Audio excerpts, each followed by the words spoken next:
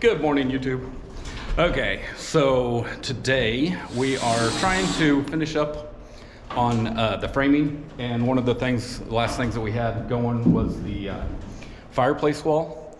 And so this is an 8-foot wall. Let me talk towards the microphone. 8-foot wall with 5-foot openings on either side, and it's only 2 feet thick. If you look down here, you can see that it's 2 feet thick, and it will have a fireplace that goes here. A fireplace that goes here that will be a fake fireplace that you can see through all the way through to the dining room. So both rooms can see it. So that's what's going to go in here, and it'll be one of those water vapor fireplaces is what we're looking at.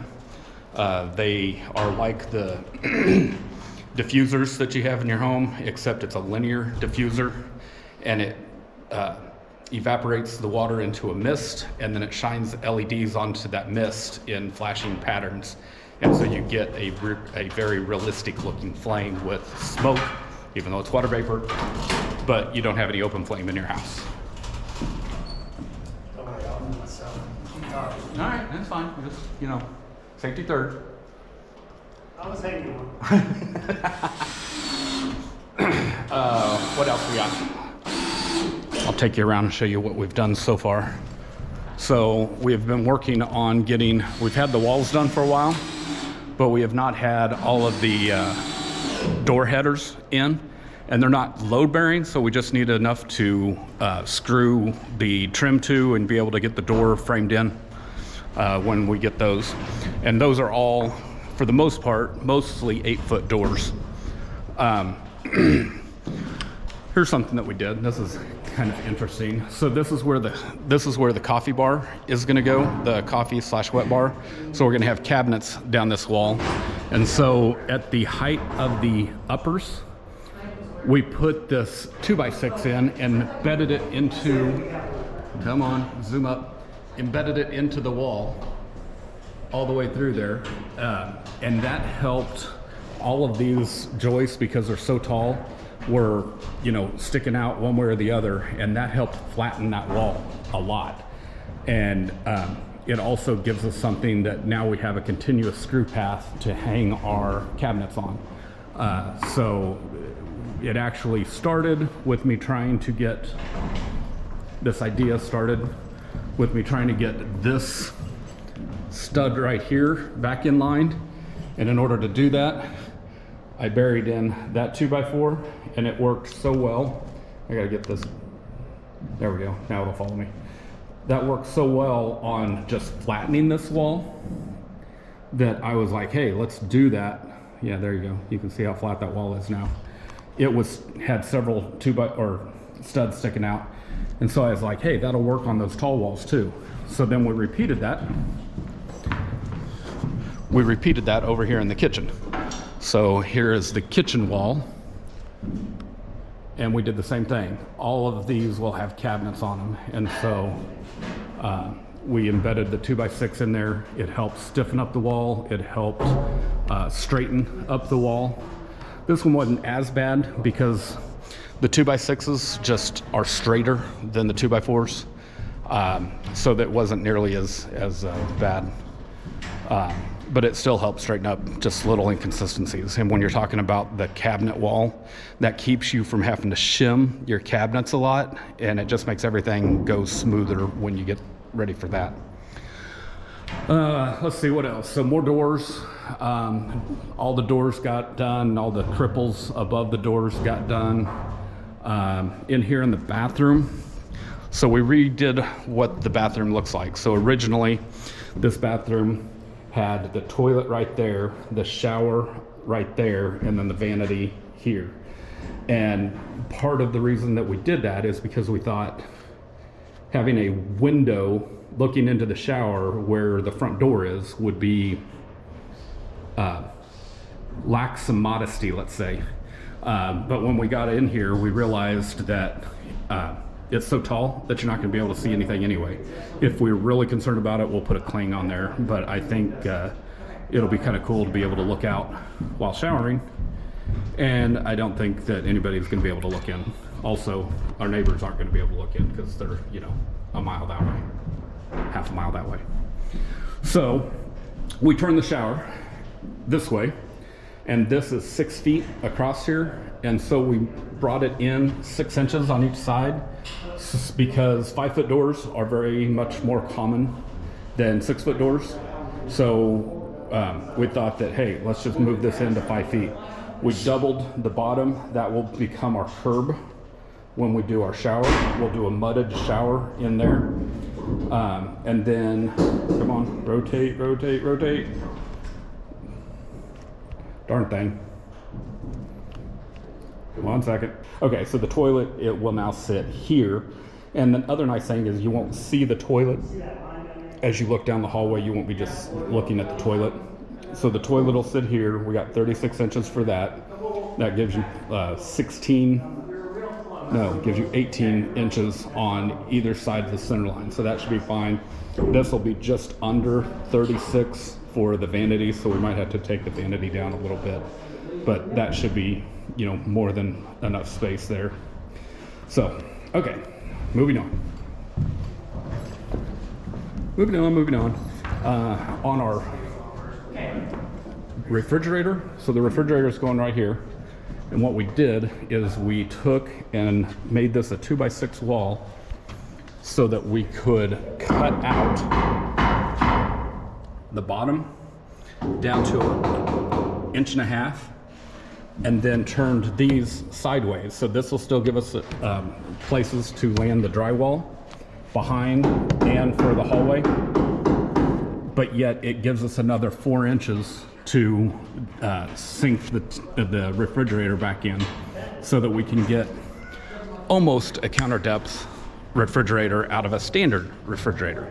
Not quite, it'll still stick out a little bit, but it's not bad. Okay, I think I talked about the drop ceiling in here already, but we got that done. We got the door done here. This will actually have a sliding barn door on it. This is the utility room. We do not have this door done. Dang it. Hey Dan, we need to do the bedroom door too. So this needs built out so that we have a doorway between this wall and basically about right here.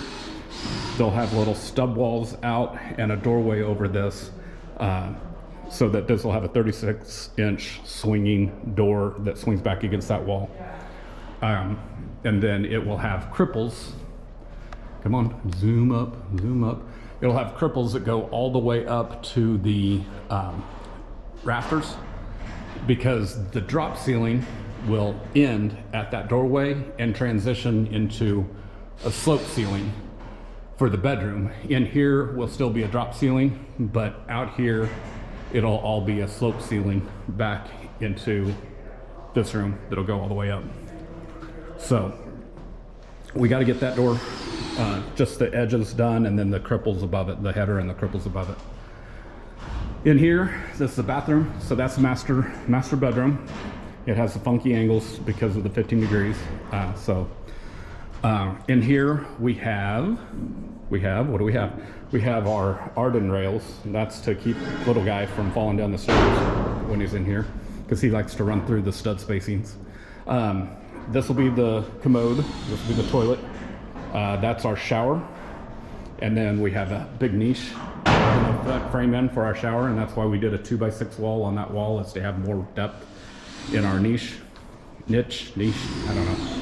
Double vanity tub, and then that's going to be a closet for the bathroom. So this is kind of bonus space for us. The original plans actually just had the stair, that's the basement staircase. They had it going all the way to this wall.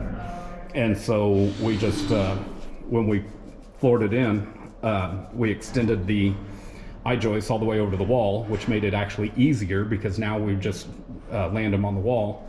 And so we kind of got some free storage here that we didn't have in the plans. Makes our staircase a little bit harder to plan, because now we have to make sure that we have the headroom. We do not right now, but those stringers moved. They warped on us so bad that we knew we had to replace them. Okay. Oh, wow. Good morning. Good morning. That's about it. So we are continuing on, and we'll show you what this looks like here in a little bit. Bye. Nothing to it.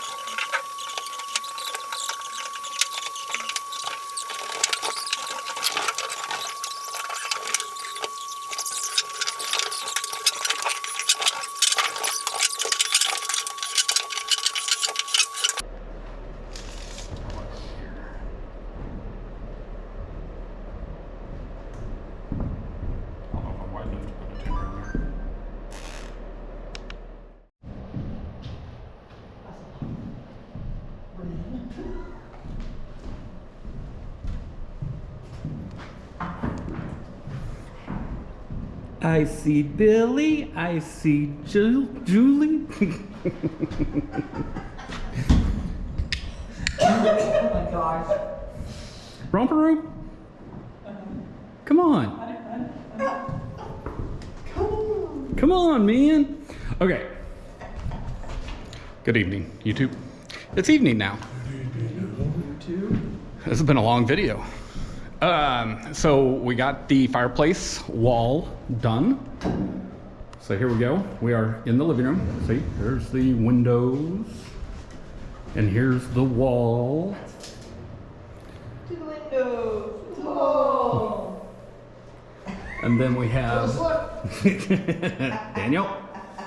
It's on my face. So that is where the that's where the fireplace is going to go. It'll be see-through, maybe with glass, maybe without glass. We haven't figured that part out yet. We put some bracing boards in there just to level everything up.